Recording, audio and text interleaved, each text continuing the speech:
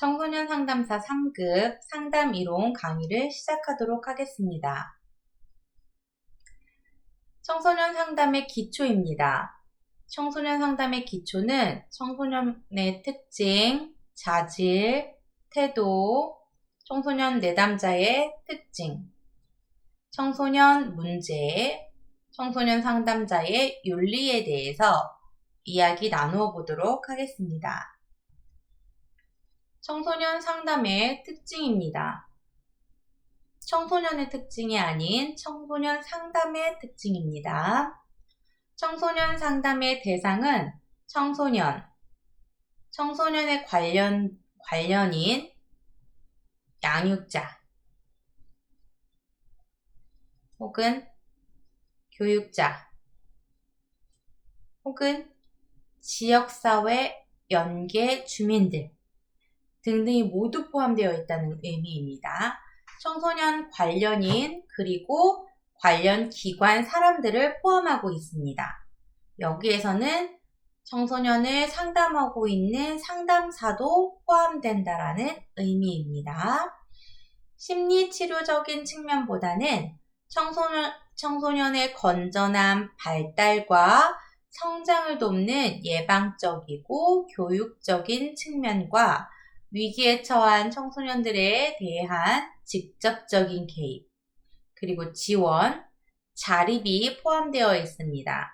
약간 상담의 개념도 있지만 교육과 복지적인 차원에서의 도움이 필요하다라고 이야기하고 있는 지점입니다.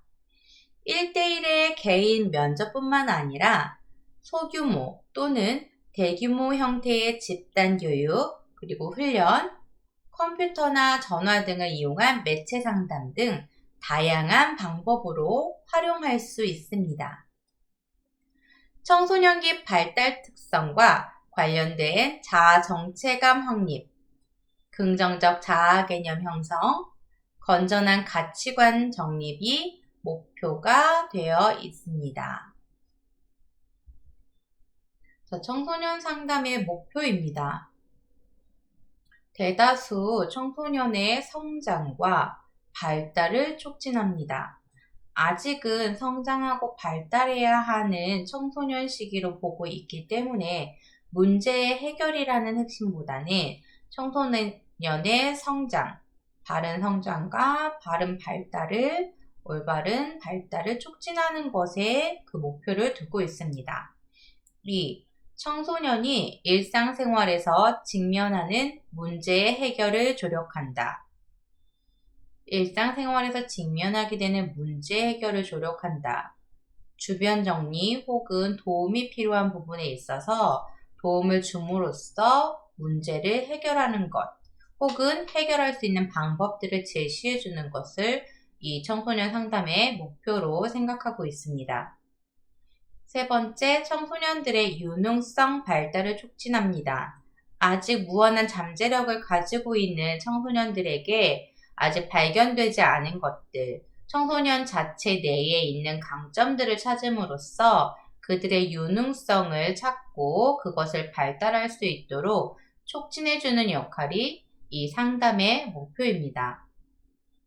청소년들에게 영향을 미치는 환경을 개선하여 줍니다. 이 환경은 참 다양한 부분들이 있겠죠. 그래서 처음에 얘기했을 때 복지적인 차원에서도 청소년들을 상담하는데 상담적 개입이 필요하다라고 말씀드렸습니다. 다섯 번째, 청소년에게는 삶의 지혜를 길러준다. 아직 바라보는 시야가 좁을 수밖에 없는 청소년기에 좀 더 넓게 볼 수 있고 그 사고를 키워주는 것. 즉, 삶을 바라보는 지혜를 길러주는 것이 청소년 상담의 목표입니다.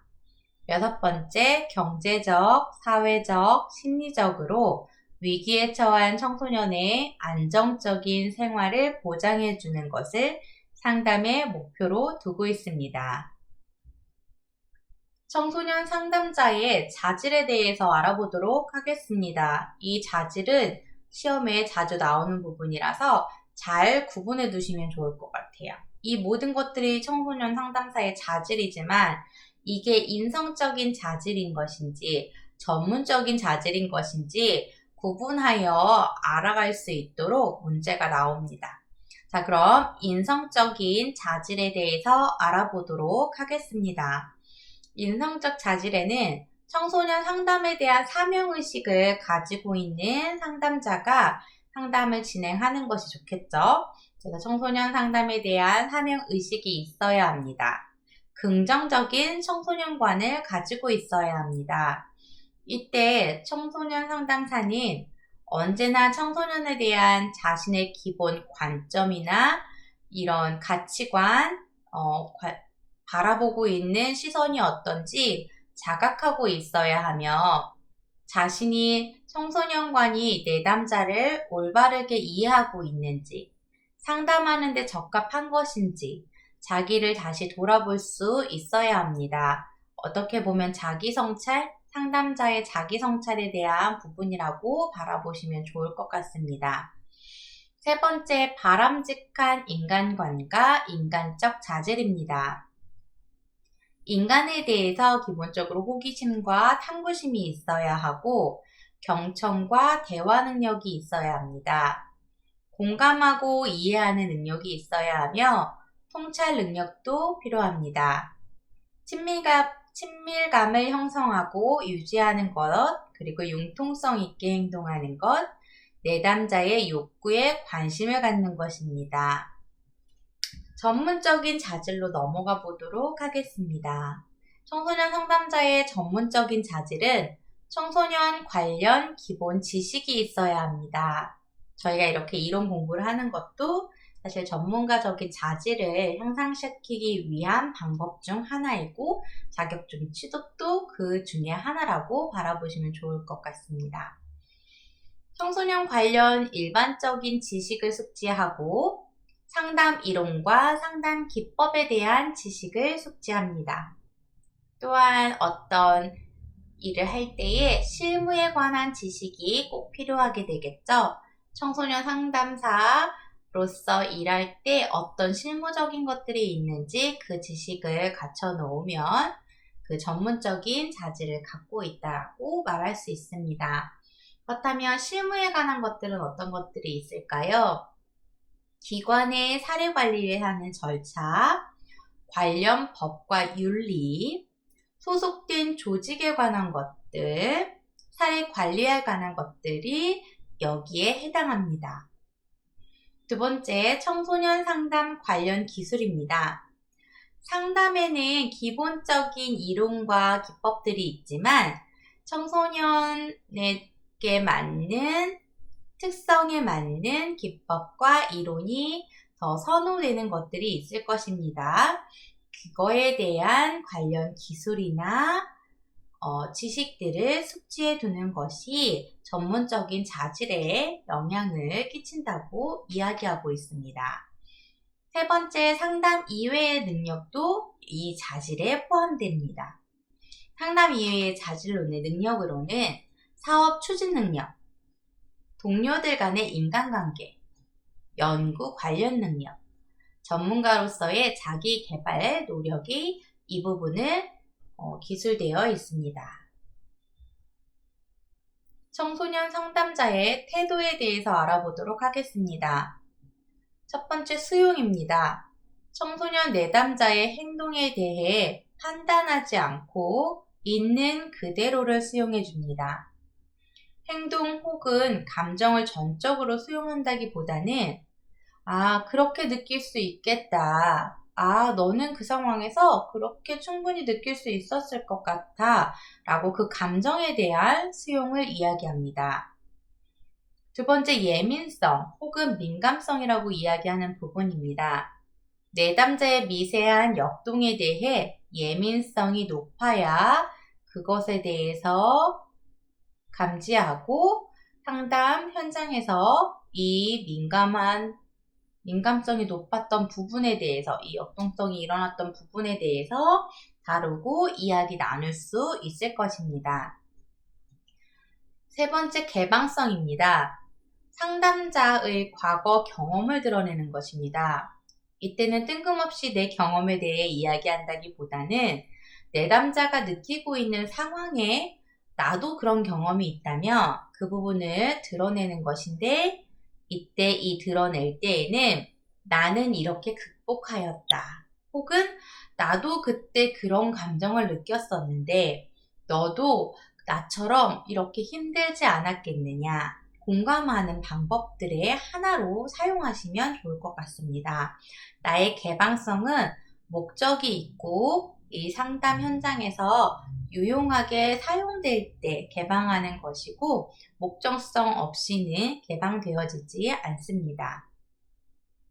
상담 과정에서 느끼는 것들에 대해서 드러내는 것도 상담자가 내담자에게 하는 개방성입니다. 네가 그렇게 말하니까 내가 좀 당황스럽다 라는 상담자의 느낌, 혹은 너가 땡땡이가 그렇게 행동했다고 하니까 이전과는 다르게 행동이 바뀐 걸 보니까 지금 상담사님은 되게 감동이야. 순간 눈물이 핑 돌았어 라는 이런 느낌에 대한 개방성을 이야기하고 있습니다. 온정성입니다. 청소년 내담자에게 따뜻한 관심을 기울여야 한다. 이렇게 이야기하고 있습니다. 자, 5번째, 전문성입니다.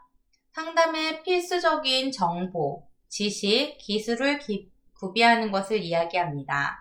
6번째, 마지막으로 지지적인 태도입니다. 처음에 얘기했듯이 비판하거나 판단하고 평가하기보다는 청소년을 지지하고 옆에서 기다려주고 안전지대가 되어주는 역할을 하는 그런 태도를 갖추는 것이 청소년 상담자로서의 태도라고 이야기할 수 있겠습니다.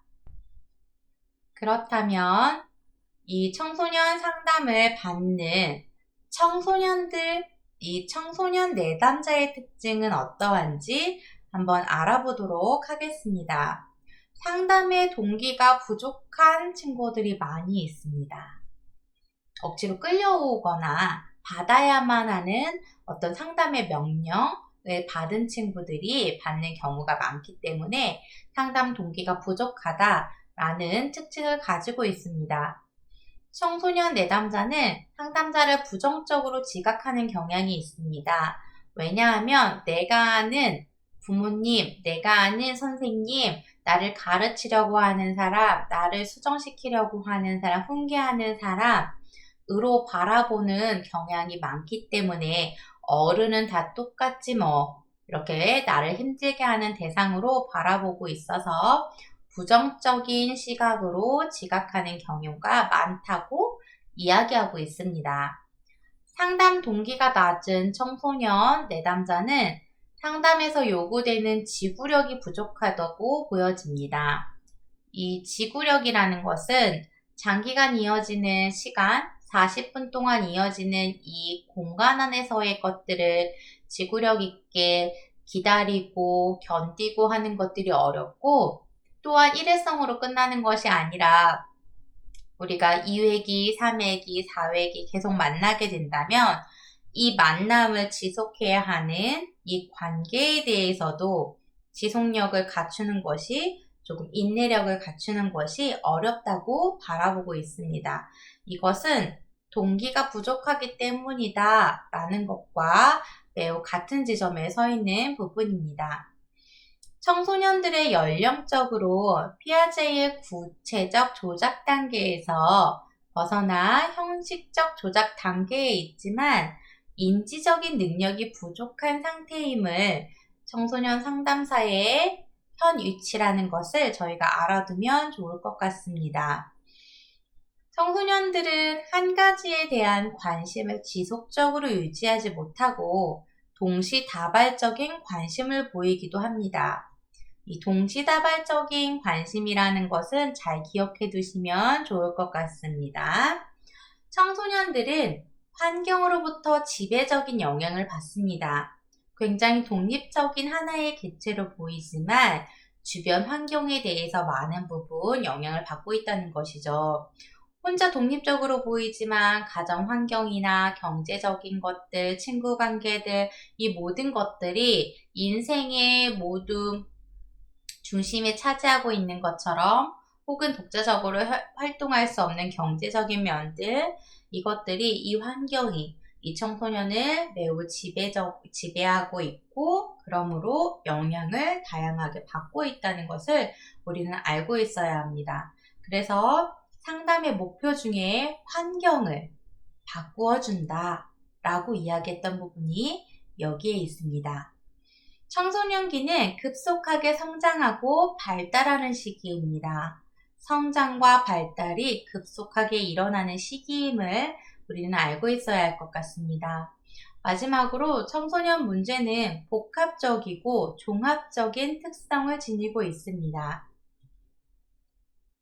교우관계다 라고 했다고 해서 교우관계만 있는 것이 아니라 교우관계에서의 애착, 사랑, 문제가 있을 수 있고 혹은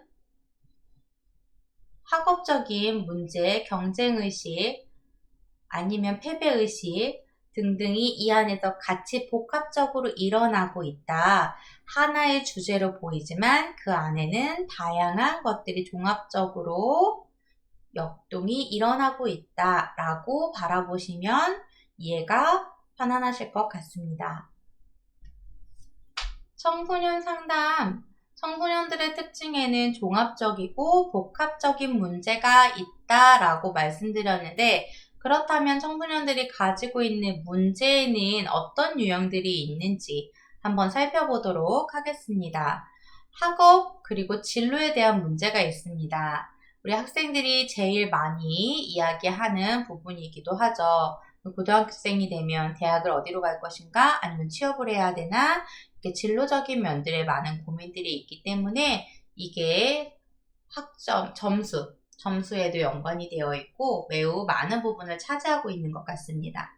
두 번째는 대인관계 문제입니다. 교우관계도 있고 가족관계도 있고 다양한 관계들이 형성되어 있지요.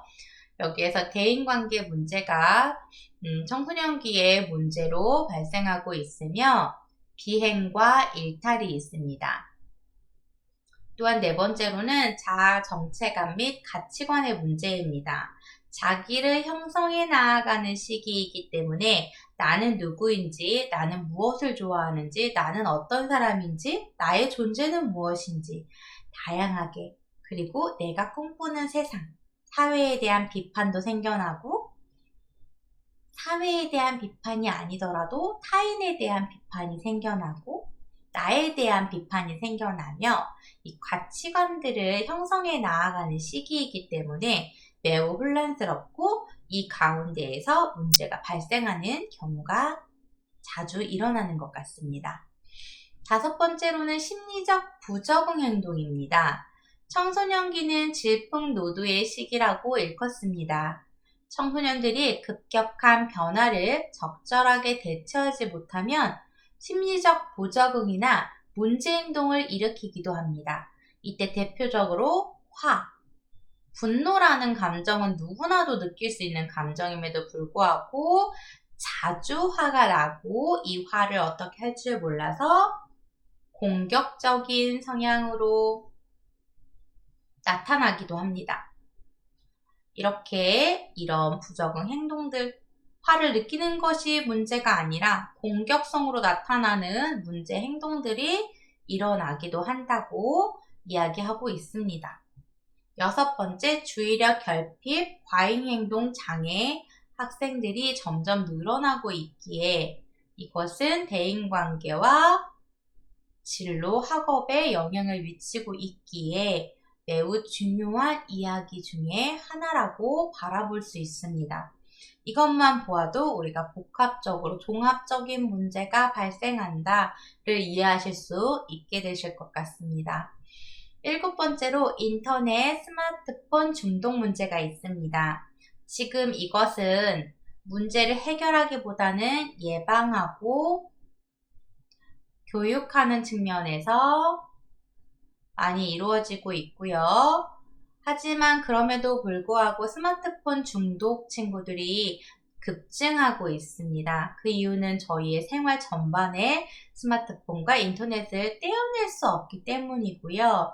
이 진단 기준은 사실 초창기 때의 진단 기준으로서 이렇게 보편화되어 있는 이 시점에서 조금 과도하게 중독이라는 진단을 나타내게 하는 부분도 한몫한다고 이야기할 수 있겠습니다. 우선 이 부분들에 대해서 예방과 교육에 집중하고 있지만 중독 문제가 발생한 친구들을 위해서 다시 이 친구들을 위한 치료 활동, 치료 교육이 진행되고 있습니다. 마지막으로 8번째, 다문화 가정, 자녀의 사회 적응 문제가 있습니다.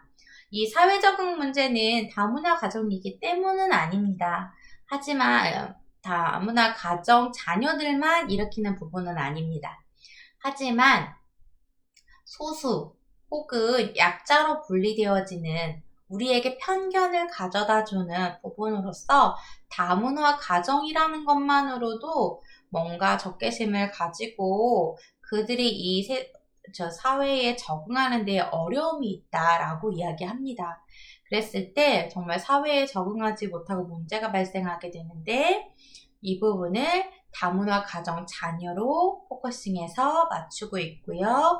이 부분들을 어떻게 도와줄 것인가, 사회적으로 주변적인 것들, 환경적인 것들을 최대한 바꾸어주거나 변화시켜주기 위해서 노력하고 있는 부분 중에 하나입니다. 자, 청소년 상담자의 윤리입니다.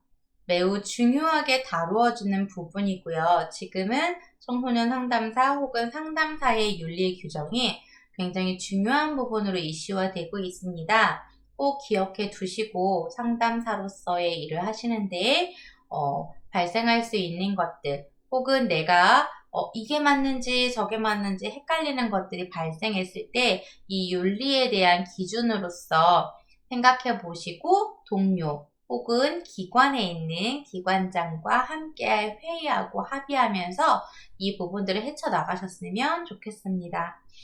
매우 중요하게 바라보는 키치너의 윤리적 의사결정 5가지 원칙에 대해서 이야기해 보도록 하겠습니다. 왜 중요하다고 얘기할까요? 시험에 자주 나오니까요. 네, 시험에 자주 나오는 이 부분 다시 한번 저희가 알아보도록 하겠습니다. 자율성 존중. 내담자가 행동을 스스로 결정하고 처리할 수 있는 자율적인 존재임을 인정해야 합니다. 뭔가 상담자가 주도적으로 내담자의 인생을 결정하거나 방향 지어주는 것이 아니라 스스로 결정할 수 있고 스스로 해결해 나갈 수 있는 자율적인 존재임을 상담자는 인정해야 합니다. 선의에 대한 부분입니다. 내담자의 안녕과 복지를 증진시키는 것입니다. 상담자의 욕심을 위해서 상담자의 어떤 도구적인 방법으로 내담자를 바라봐서는 안 된다는 것이고요. 우선순위는 무조건 내담자에게, 내담자의 복지를 위해서, 내담자의 안녕을 위해서 이 상담이 진행되어야 한다라고 이야기합니다. 3번째, 무해성입니다. 내담자를 위험에 빠뜨리지 않고 그런 행동을 적극적으로 피해야만 합니다. 자, 4번째, 공정성입니다. 인종, 성별, 종교 등을 이유로 내담자를 차별하지 않아야 한다는 것입니다. 만약에 내담자가 사례가 들어왔는데 나는 인종이 맞지 않아서 혹은 나는 종교가 맞지 않아서 이 내담자를 받을 수 없어. 이것은 내담자를 향한 차별이라고 이야기합니다. 이 차별이 일어나지 않도록 공정성을 가지고 내 가치관을 점검하고 이렇게 상담에 임해야 하는 것이 청소년 상담자 윤리 규정에 들어가 있습니다. 마지막으로 충실성입니다. 내담자를 돕는 일에 열정을 가지고 충실하게 그냥 시간 때우기가 아니라 그냥 너의 이야기를 들어주지 이런 부분이 아니라 정말 내담자에게 최선을 다해서 공감하고 그의 문제를 해결해 나아갈 수 있도록 같이 고민해주고 걱정해주고 방향을 찾아갈 수 있도록 충분히 열정적이고 충실하게 임해야 한다고 이야기하고 있습니다. 여러분들께서는 이 5가지 키워드를 기억하시고 잘 외워두셔야 하고요. 이것이 무엇에 해당하는지도 알아두셔야 합니다. 이렇게 설명드렸던 것처럼. 그리고 혹시 그 키워드로 외우시는 분들이 계시다면 많이들 보급되어 있는 방법 중에 하나가 자, 선, 충, 무, 공으로 외우시는 겁니다. 자선을 베풀고 베푸는 충무공의 무해적인 행동. 충무공 하면 떠오르시는 분이 계시죠? 그래서 좀 입에 익힐 수 있도록 자선, 충무공 이렇게 외우시기도 하고요. 충무공이 자선을 베풀었다 해서 충무공 자선이라고 외우기도 합니다. 각자 외우는 방법들이 다르실 텐데 본인에게 맞는 방법을 찾아서 이 키치너의 윤리적인 의사결정 5가지 꼭 기억해 두시기 바랍니다. 두 번째, 비밀보장입니다. 1. 내담자가 상담을 받고 있다는 사실 자체가 비밀보장이 되어야 하는 부분입니다. 두 번째, 대기실에서 누구인지 알려지지 않게 해야 합니다. 세 번째, 제3자에게 상담 회기 녹음을 포함하여 상담 기록을 노출하지 않습니다. 네 번째, 검사 결과 관련 서류와 파일을 내담자의 동의 없이 알리지 않는 것이 이 비밀 보장의 원칙입니다. 미성년 내담자 부모의 권리, 부모의 동의가 필요하고 상담은 부모의 강제 또는 법원의 명령에 의해서 이루어질 수도 있습니다. 부모 혹은 보호자가 정보 공개를 요구하면 정보를 개방할 법적 의무가 있습니다.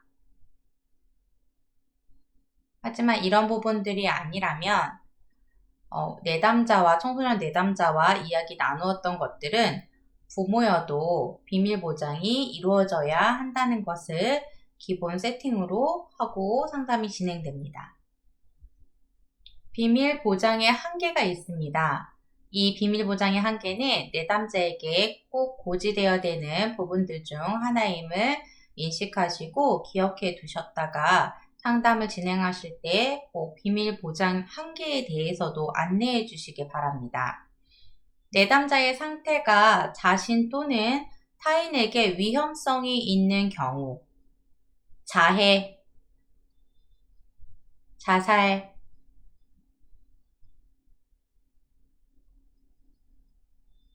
타살, 공격성을 계획할 때 이때에는 비밀 보장의 원칙이 지켜지지 않는다는 것을 알고 계시고 이 또한 고지해 주셔야 합니다. 두 번째는 아동학대 또는 방치에 관한 사실이 밝혀졌을 경우입니다. 내담자가 아동학대를 하거나 방치하고 있다. 혹은 내담자가 가해자가 아니라 피해를 받는 피해자이다 라는 것들이 밝혀졌을 때에는 비밀 보장이 되지 않습니다. 우리는 신고 의무자에 속해져 있다는 것을 잊지 마시고 안내해 주시고 이런 일들이 발생했을 때에는 신고를 해야 한다는 것을 내담자에게 이야기하고 신고할 수 있도록 상담 과정에서 세팅해 주시면 원활하게 상담이 진행될 것으로 알고 있습니다. 세 번째, 내담자가 감염성이 있는 질병이 있다는 확실한 정보가 있는 경우에는 비밀 보장의 원칙이 지켜지지 않습니다. 지금으로서는 이 감염병 중에 뭐가 있을까요? 다른 사람들에게 옮길 수 있는 그것들은 비밀 보장에 속하지 않는다고 안내해 주시고요. 네 번째로는 법적으로 정보의 공개를 요청받았을 때입니다. 법원에서 이 내담자가 받은 심리검사 요청서 결과지 어떤 상담에 진행하고 있고 지금 어떻게 이 상담을 이끌어 나가고 있는지 어떤 결과가 나오고 있는지 이런 것들을 보내라 라는 법원 요청서가 오면 저희는 최소한의 정보를 모두 다 보내는 것이 아니라 최소한의 정보를 보내야 하는 위치에 있습니다. 그런데 이것은 내담자의 동의를 받고 시행되어야 하며 동의하지 못한다 하더라도 만약에 법정에서 이 정보 요구가 법적인 효력이 있는 부분이라면 저희는 이 정보를 넘겨줄 수밖에 없다라는 것도 한번 이야기해 주시는 것이 필요합니다. 자, 청소년 상담자의 윤리에서 다중관계를 주의해야 합니다. 다중관계란 어떤 것을 이야기하는지 살펴보도록 하겠습니다. 첫 번째로 상담 관계 이외의 관계를 맺지 않는 것입니다. 상담이 이루어지는 세팅 장면에서만 관계를 맺고 그 이외의 사적인 관계는 맺지 않습니다. 금전 혹은 비즈니스 관계를 맺지 않습니다. 세 번째, 다중관계를 피할 수 없다면 내담자에게 사전 동의를 구하고 슈퍼비전을 지속적으로 받는 것이 좋습니다. 다중관계를 피할 수 없는데 상담을 진행해야 한다. 그렇다면 내담자에게 동의를 구한 다음에 이 동의는 이 상담 내용이 슈퍼비전 과정에서 밝혀지기 때문에 이루어지는 부분이고요. 슈퍼비전을 통해서 뭔가 문제가 발생하지 않도록 혹시 내가 간과하고 있는 부분이 있는지 알 수 있도록 지속적으로 점검받고 지도받을 수 있는 방법을 선택해라 라고 이야기하는 것입니다. 4. 내담자와 성적인 관계를 맺지 않습니다. 다섯 번째, 내담자와 성적 관계를 맺었거나 유지하는 경우 상담 관계를 형성하지 않습니다. 기본적으로 상담자로서 다중관계를 만들지 않고 예를 들어 만약에 성적인 관계로서 다중관계를 만들게 되었다. 그 시점부터는 상담 관계를 형성하지 않는 것이 원칙입니다. 상담자는 상담이 종결된 이후 2년 이내에 내담자와 성적인 관계를 맺지 않는 것을 원칙으로 하고 있습니다. 자, 청소년 상담의 기초 윤리 부분의 마지막 부분입니다. 전문적인 영향과 책임입니다. 첫 번째, 자신이 받은 수련과 자격에 대해 정확하게 밝혀야 합니다. 내담자가 내가 어떤 수련을 받았고 어떤 자격을 가지고 있으며 어떻게 지금 진행하고 있는지 상담자에 대한 정보를 정확히 알아야 하는 권리가 있습니다. 속이지 않고 정확하게 밝힐 수 있어야 하며 두 번째, 내담자의 성별, 민족, 인종, 나이, 성적 지향성, 종교, 장애, 사회 경제적인 수준 등이 서비스 제공 또는 평가에 영향을 미칠 수 있음을 민감하게 상담자 스스로가 인식하고 있어야 합니다. 개인적인 문제 또는 성격상 민감한 부분이 내담자에게 부정적인 영향을 끼치지는 않았는지 자신을 돌아보고 이 부분에 대해서 꼭 기억하고 문제가 발생하지 않도록 해야 합니다. 네 번째, 상담과 치료에 필요한 기술과 기법을 지속적으로 연마해야 됩니다. 전문적인 자질을 지속적으로 유지시키고 연마하고 공부해야 한다라는 거, 역량을 강화시켜야 한다는 부분을 강조하고 있습니다. 지금까지 청소년 상담의 기초 부분을 이야기해 보았습니다.